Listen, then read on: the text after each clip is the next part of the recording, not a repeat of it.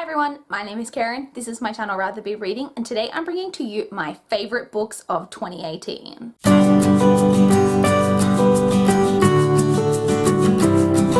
The highly anticipated moment is here. It is finally time for me to tell you guys what my favourite books of 2018 were. I have a top 10 list for you guys, ranked from my most favourite. I'll start with my least most favourite, going up to my most favourite. The top half of the list was pretty easy to put together because, as you guys know, I'm very stingy with my 5-star rating, so I only had a handful of 5 stars, and so it was pretty easy to slot those into those top spots. It was the bottom half of the list where I had to go through kind of all my more 4.5-star rated books and decide which of those were my favourite and kind of how to rank them. But I do have a top 10 list. I've managed to put it together, so I'm going to go through that. But as a fun little bonus, before we jump into that, I thought I would touch on my 2 least favourite books of the year. I thought about doing a worst books of the year video, but I feel like people really love those videos when you're talking about like popular books and being really like salty about, you know, books that everyone else really loves. These books are not books that like everyone talks about on their channel, so I thought it would be completely pointless to do a whole video and talk about other books. None of the books that I hated this year are ones that people really loved, so I just thought it would be pointless. So the first of my least favourite books was Love Bites, 101 Tips for Dating Guys with Fangs by Claire Hooper. This is, as the title would suggest, 101 tips, and it's literally, each tip is about 1 to 2 pages long at most.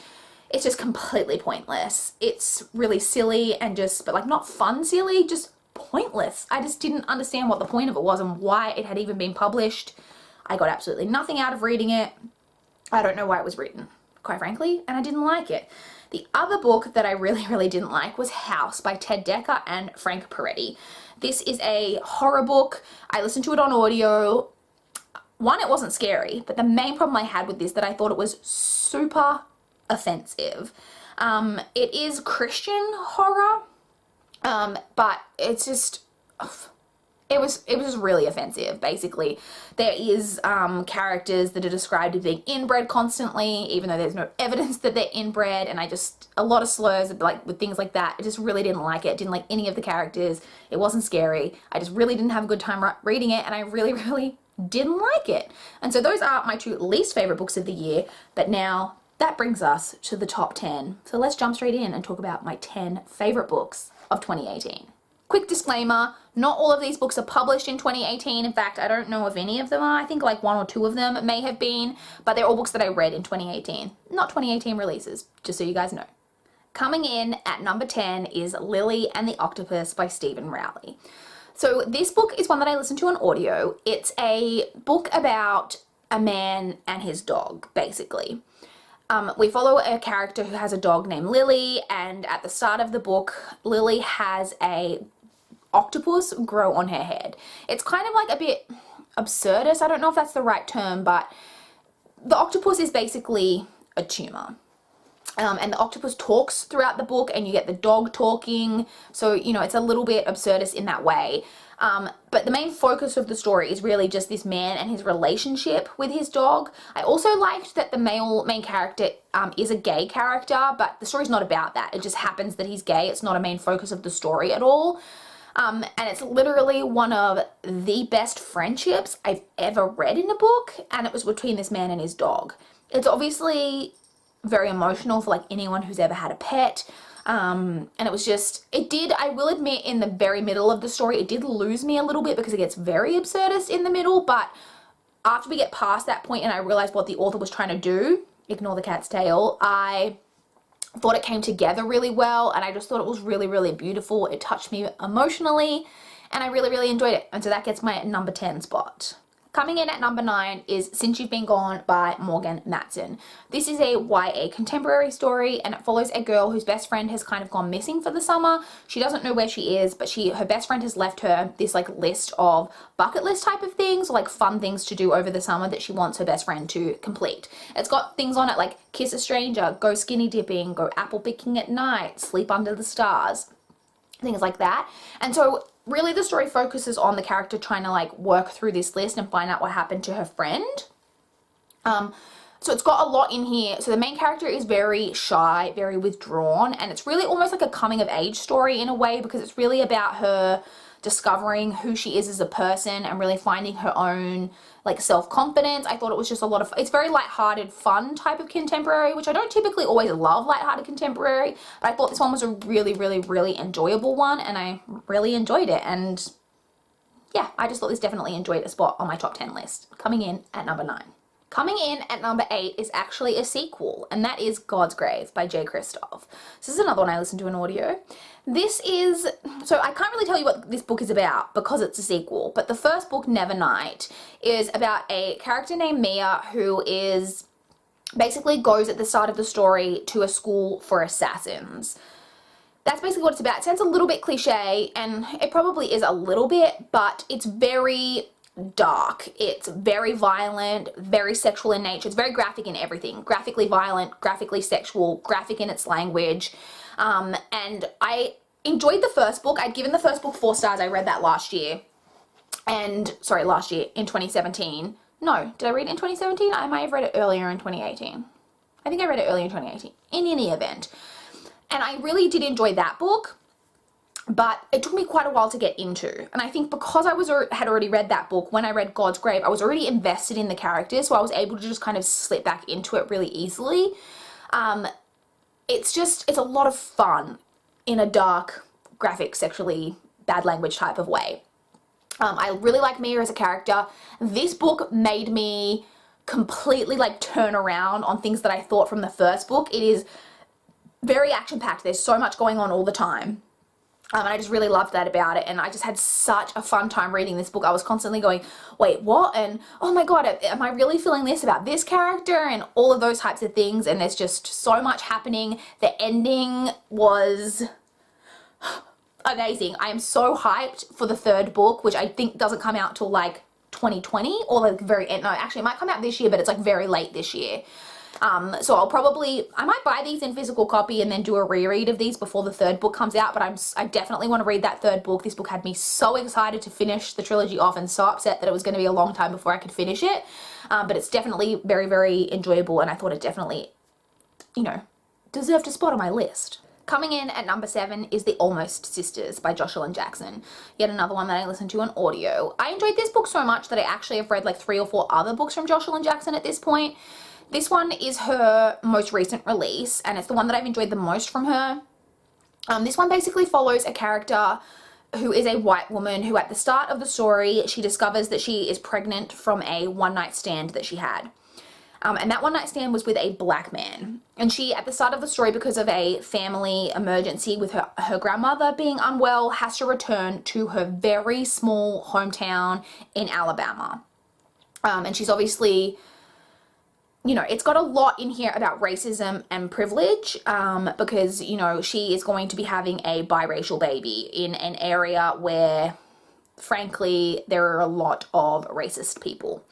And I loved all the acknowledgement in the story that the main character, who is white, can never understand the type of life that her child is going to experience because her child is going to be a different race from her.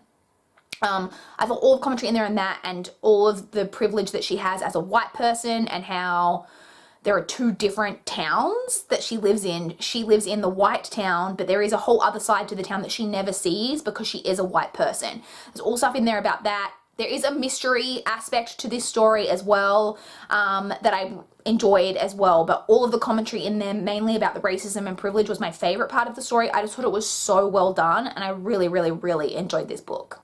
Coming in at number 6 is An Unwanted Guest by Shari LaPena. I haven't read any other books by Shari LaPena. I think she's got 2 other previous releases. This one is another one that I listened to on audio, and so my library had a copy, and so I decided to give it a go. This is pretty much in the premise my ideal book. It is set in a hotel in the Catskills, and it's a small group of people, like 11 people or something like that, and they all get snowed in at this hotel when one of them died. And so they know that one amongst them is a killer, and it's all about trying to find out who it was. I love closed door mysteries. I love ones with a really oppressive, atmosphere of we're trapped here, something is going on amongst us, we don't know what to do, everyone's panicking. I love all of that type of thing.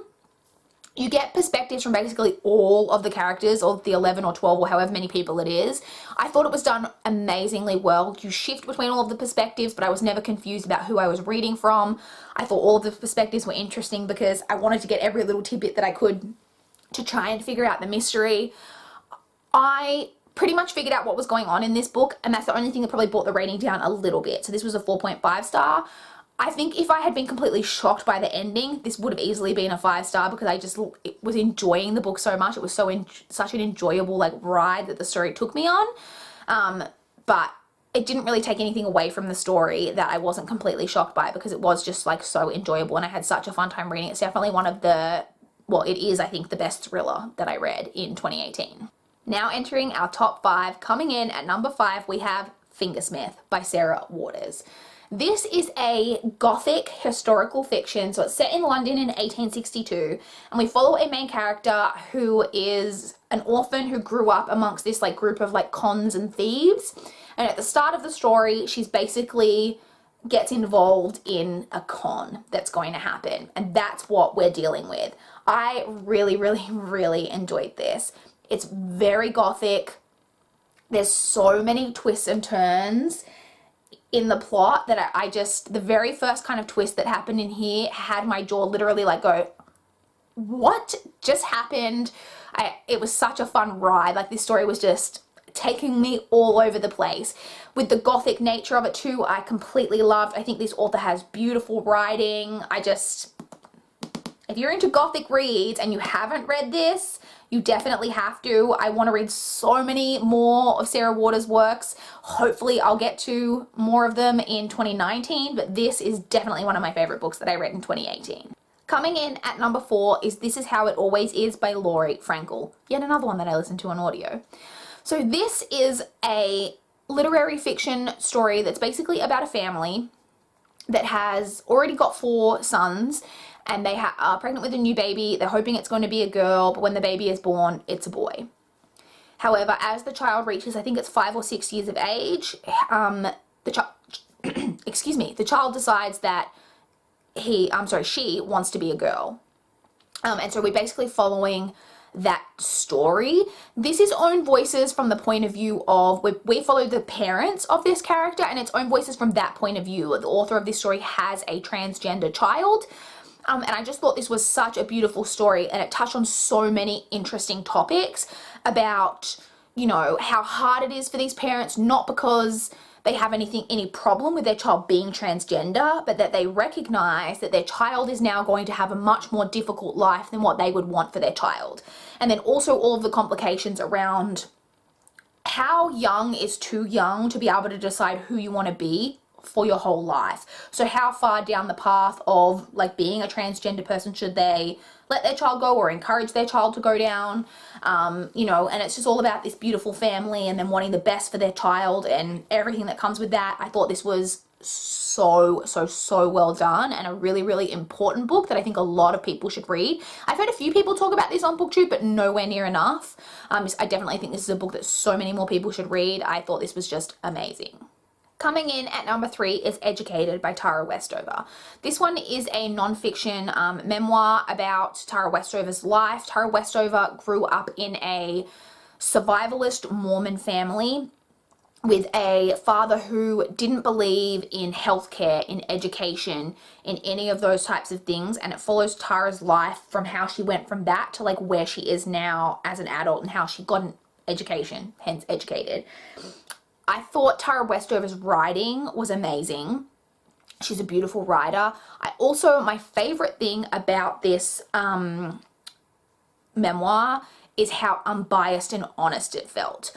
Obviously, I can't know how honest it is because I don't know Tara Westover and I don't know her family, but throughout the story, she's constantly letting the reader know, this is my interpretation. This is how I saw events. This is how I remember events. If you ask someone else, they may not see it this way, but this is how I felt, or what I think happened.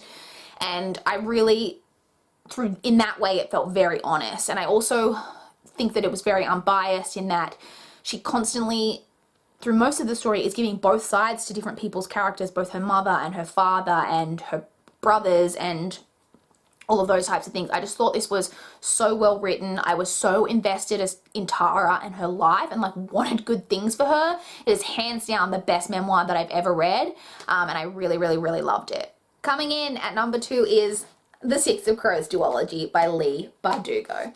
So these are YA fantasies. It is a spin-off duology from the Grisha trilogy. And the Grisha trilogy is a trilogy that I have read and loved in the past. And this one is a spin-off, and it's got kind of a heist aspect to it. I loved this. I thought it was so well written, so much fun.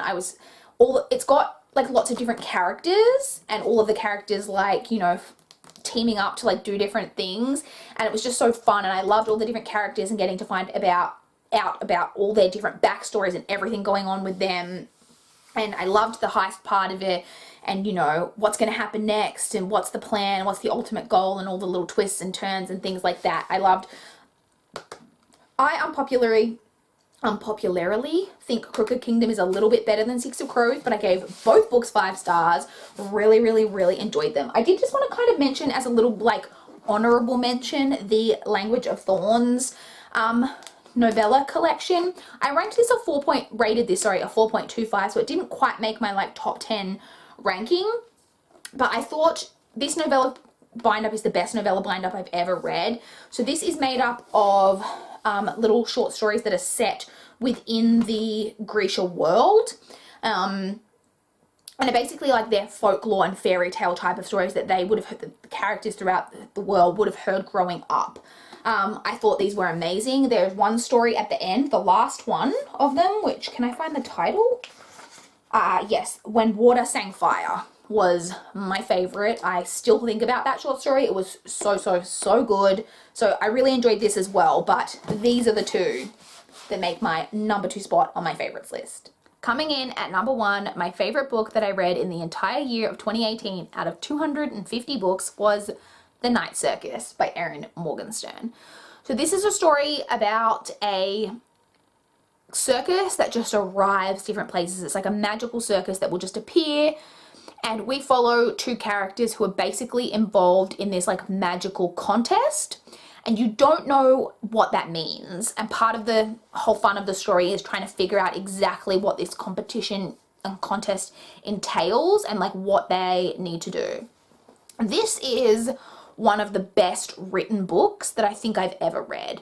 And this is Erin Morgenstern's debut, which is so mind-boggling to me because the writing in here, I read the little, like at the very start of the book, there's like a little, it's called Anticipation, but it's kind of like a little like prologue at the start. In my mass market edition, it's like 3 and a touch pages.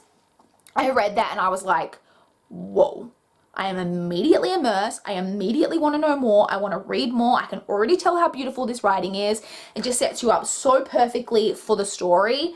And I just thought this was so amazing. It's so whimsical, but like not silly whimsical. And I just can't get over how beautifully it was written. And I don't consider myself someone to be who's like snobby about beautiful writing. I can really, really enjoy books that aren't well written. But this book was, frankly, like I said, one of the best written books I've ever read, and it was easily my favorite book of the year. So there you have it, you guys. Those are my favorite books that I read in the year of 2018, and a couple of my least favorites as well. I would love to chat with you guys in the comments down below what your favorite books were that you read last year, or your least favorite as well. I'd love to know that as well. I'd love to chat down below. Please like this video if you liked it. Please subscribe if you want to see more from my channel. But that is all I have for this video today. Bye, guys.